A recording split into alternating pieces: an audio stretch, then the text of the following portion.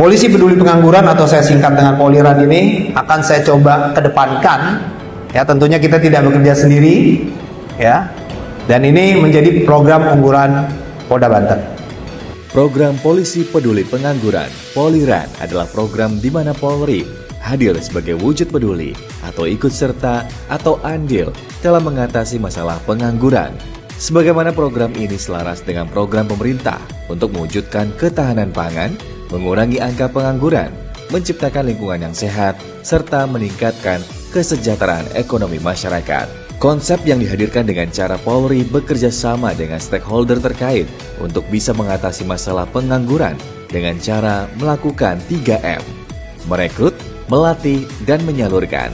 Merekrut dengan cara mendatangkan jumlah masyarakat yang membutuhkan pekerjaan di tingkat RT RW oleh Babin Kamtibmas. Melatih dengan membuat MOU dengan stakeholder terkait pelatihan yang dibutuhkan. Menyalurkan ke perusahaan yang membutuhkan tenaga kerja, baik perusahaan, perkantoran, dan wirausaha mandiri. Sektor ketahanan pangan, Polwan dan Babin Kamtibmas sebagai penggerak ketahanan pangan melalui kolaborasi Polwan dan Wanita Tani, Siponi, diberikan BIMTEK oleh pemerintah daerah Provinsi Banten, serta penyediaan dan penyaluran bibit tanaman. Sektor lingkungan hidup, Polda Banten saat ini sedang membangun Balai Latihan Poliran, yang mana di sana akan diadakan fasilitas bank sampah, tempat pemilahan antara sampah organik dan anorganik, penanaman sayuran hidroponik, serta membuat kolam untuk budidaya ikan dan kandang untuk ternak ayam.